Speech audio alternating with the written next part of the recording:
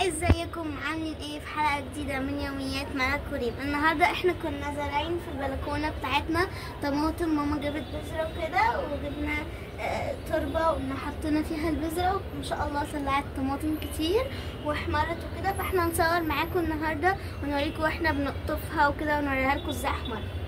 طبعا هنا في دي كده يعني هي كبيره نوعا ما وهتصفر، يعني شوفوا لو لاحظتوا قربت تقلب على احمر. وفي الاتنين دول تقريبا هم اول اتنين طلعوا، فعشان كده تلاقوا ان هم ايه لونهم احمر كده وتلاقيهم استووا. وفي خلاص صغنطوطه كده خالص شكلها حلو برضو، ودولت هنوريكم معاكم واحنا بنقطفها كده. وفين تاني يا ربي؟ وفي الاتنين دولت كده واحدة صغيرة ومعاها دي كمان معاها. هي اصلا بتكون عبارة عن وردة اهو، بصوا عبارة عن وردة، وبعد كده الوردة بتجف بتقوم الوردة واقعة وتطلع الطماطم عادي. وهنا فين كانت في واحدة صغنطوطة هنا في دي شوفوا الوردة اهي طالعة من تحت وهتقع في الاخر وفي كمان هنا دي واحدة ودي كمان واحدة. وفي فين شوفوا دول محمرين اهم، شيري طماطم محمرين اهو، عاملين زي شيري طماطم كده. وهنا في واحدة مصفرة شوية دي كده، دي اكبر واحدة تعتبر فيهم، هما اجمالي يا 17 يا 16 حاجة كده. ودلوقتي احنا هنقطفهم معاكم. وطبعا احنا هي طلعت كده بمجهود من ماما، ان احنا اول حاجه جبنا تربه كانت موجوده عندنا. طبعا ده كان مجهود احنا عملناه. اول حاجه جبنا البذره، بعد كده حطيناها في منديل مبلول شويه، بعد كده تبداوا تغيروا المنديل ده من مره لمرتين او اول ما ينشف يعني. وبعد كده اول ما تطلع زرعه صغنطوطه خالص بننقلها للتربه وبنحطها كده، وبنحط التربه يعني بنحطها زي ما انتم شايفين هي طالعه من هنا لهنا لهنا، وما شاء الله مطلعه مش عارفه اعد كام شجره يعني، بس مطلعه كتير اكتر من 3 شجرات يعني. وبعد كده بعد ما احنا اشترينا من فتح الله بتموس، وبعد كده حطيناه عشان يساعدها للنمو وكده.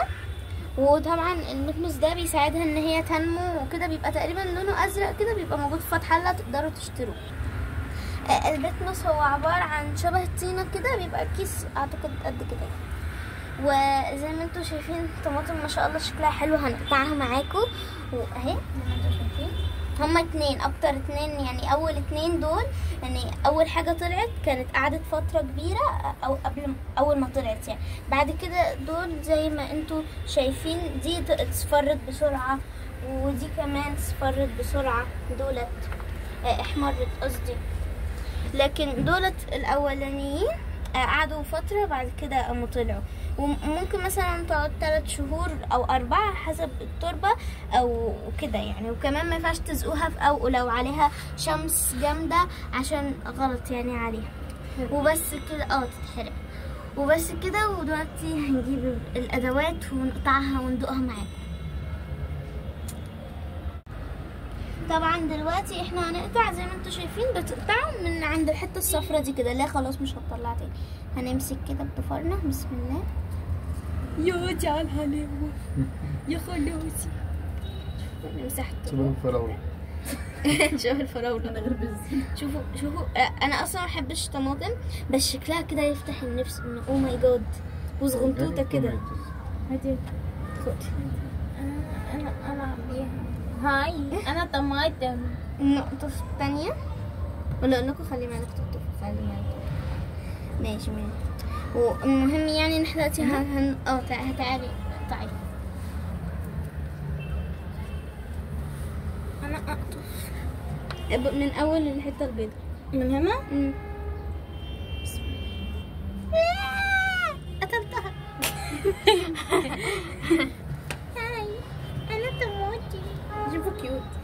دي كانت اصلا عباره عن ورده صفرا. هنقطعها وندوقها معاكم. يلا نغسلها بس عشان عليها شويه كرات. مبصبصه كده مش ناشفه قوي. شوفوا الحلاوه ان شاء الله يعني كلهم يطلعوا ويبقوا حلوين، ودول الدور هيكون جاي عليهم مش زي ما انتم شايفين محمرين.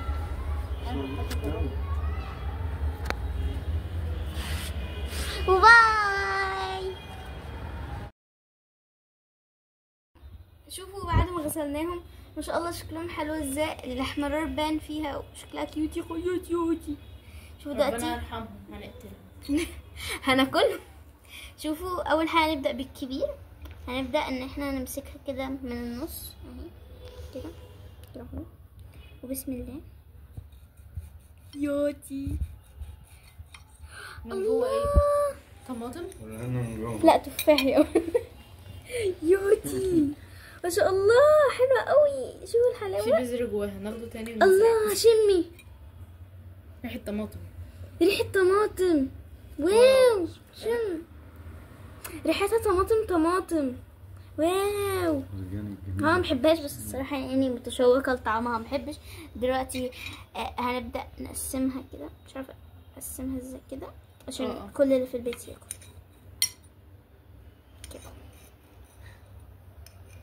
كده اهو. اعمليها سلطه بقى دي. الحبه دول سلطه، هيعمل طبق قد كده. طبعا احنا قطعنا كده كذا جزء عشان كل اللي في البيت ياكلوا كده. وبس كده وباي. اتمنى ان انتوا لو جربتوا تزرعوها في البيت ان هي تظبط يا رب ويطلع طعمها حلو، واتمنى تشموا الريحه الحلوه دي. وباكتبوا لنا لو الموضوع نجح معاك. اكتبوا لنا كمان. وبس كده، تنسوش متنسوش اللايك والشير والسبسكرايب. باي باي. انا مجرد ايد النهارده بس.